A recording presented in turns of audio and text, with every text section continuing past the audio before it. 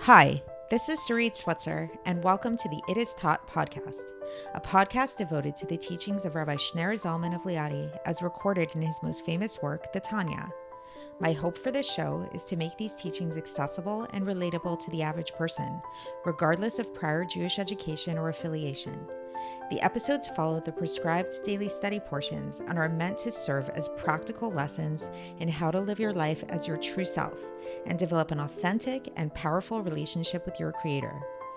I have personally experienced the effects the study of this work has had on me, and I'm excited to share what I can of this knowledge with you. So please join me on this journey of learning, self-growth, and connection with your source.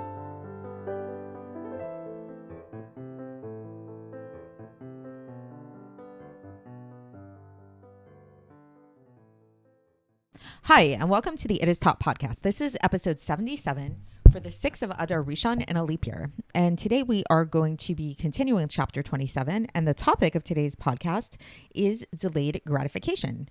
So of course, I cannot talk about this topic without mentioning the very famous marshmallow experiment, which maybe some of you have heard. There were many renditions of this experiment, often trying to check into and research different aspects of delayed gratification.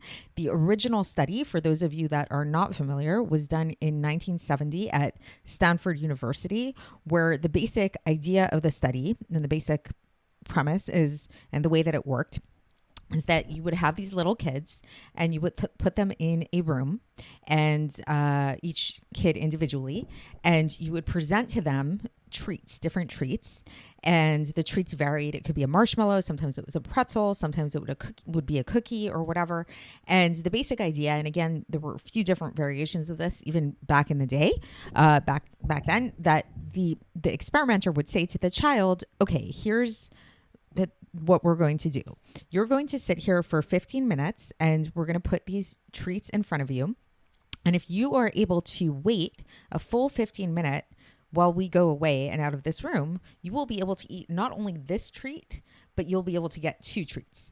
And if you want, your choice, you can just forego that second treat and you can eat the first treat. So they did all kinds of different things, like what would cause the hindrance of delayed gratification, what would cause more increased likelihood of delayed gratification. What if we had the treat in front of the child? What if we took the treat away from the child and just told them about the treat?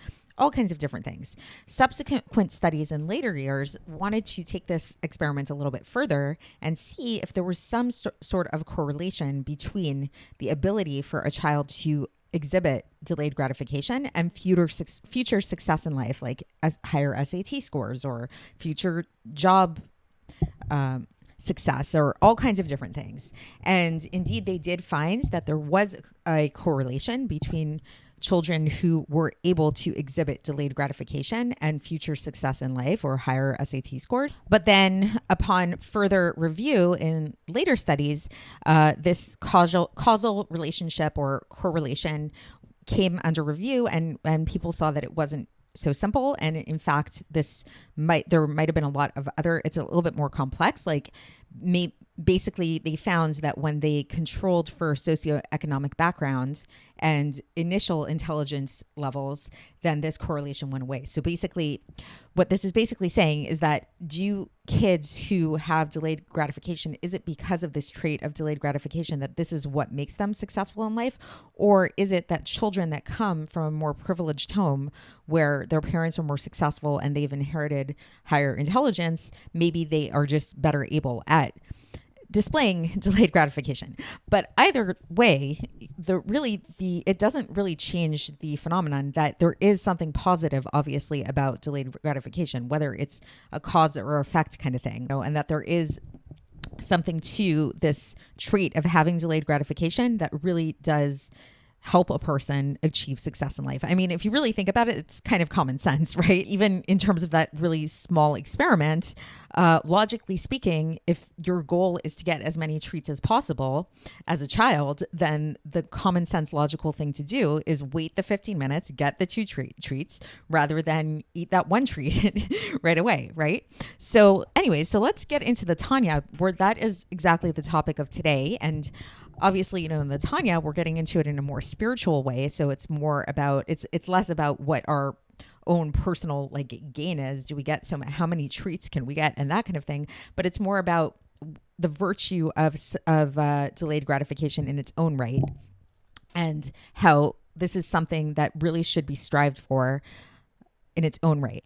So, and the reason why this is coming up now is because if you recall what we've been discussing so far in the Tanya lately is in this chapter is just the whole idea of inhibiting our negative and inappropriate thoughts. So the focus has been really more on things that are outright inappropriate, things that we really, really should not indulge in, and really learning how to repress these thoughts and repress these actions and really come to a sense of self-control within ourselves. But the topic today is really taking it a step further than that, where it's saying that what the Alter Rebbe is expecting of us and what is expected of a Beinoni, which is this person that we're all trying to be, is not only to be able to control yourself to such an extent that you don't do things that are outright wrong or inappropriate, but even those things that are okay, that are permissible, that are fine, or that are more neutral, we should still have a sense of self-control in those areas of life. So whether it's about eating, whether it's about speaking,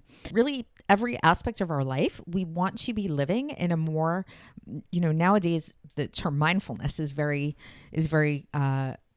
popular. So it's we basically want to be living a mindful life. We want to be living with a sense of consciousness where we're not just acting out on our impulses and behaving in just very impulsive ways, but we want to at all times, ideally, come to a state where every action that we do is coming from a place of more it has a more methodical nature to it. There's a little bit more mindfulness involved in it. So let's get into the text and see how the Alter Rebbe breaks it down. So the Alter Rebbe says, and not only, but even the things that are permissible, totally permissible, every time that a person sacrifices their impulses, even for a small moment, and he has the intention of subduing the Sitra Achra, the other side that is found in this left ventricle of the heart that we talked about, and again, go back to previous episodes to learn more about what that means. But basically, when we sacrifice these impulses, that we have. So for example, what's an example that the Alter Rebbe gives? That a person wants to eat and they delay their meal for 1 or 2 hours, and instead they involve themselves in Torah study during that time.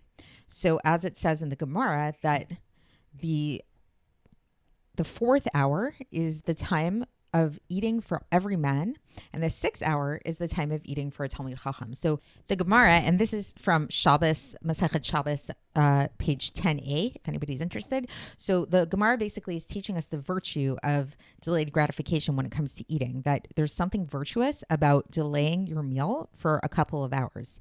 And so these Talmidei Chachamim would starve themselves for 2 hours for this intention. And this was the case even though after eating, they would still learn all day long. So it's not like, they didn't have time to learn. Their whole day was about learning, but yet they still, just for the sake of the delayed gratification, they would delay their meal for 2 hours. And this is the same thing if a person stops their mouth from talking about things that a person really likes. So things having to do with worldly matters, or even thoughts that are just kind of mundane kind of thought. So even this slight subjugation of this type of thing which is it's just a slight subjugation that happens here. A person holds themselves back from indulging in kind of useless things. This causes this ascension of the glory of God to ascend on high, as we discussed about previously.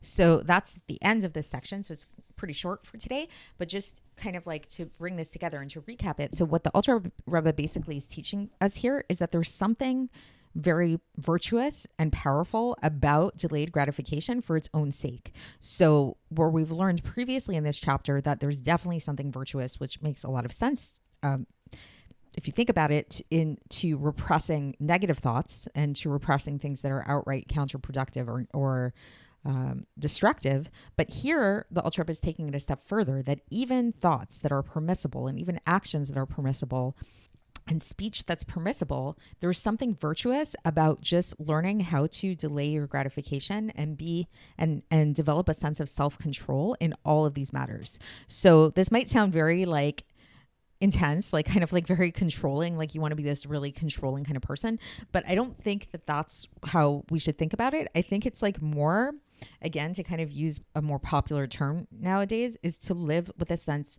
with a kind of mindfulness, to make sure that every one of your actions at all time, to the best of your ability, is done in a mindful way, so that you're not just living in this like very reactive kind of way, but you are living in a more proactive kind of way, if you want to think about it that way, that every single action and speech and thought that you have is very intentional, and it's coming from a place that's of intentionality within you. So that's it for today, and we're going to continue tomorrow when we conclude this chapter. I'll speak to you then. Thanks for listening to the It Is Taught podcast, hosted by Sarit Switzer.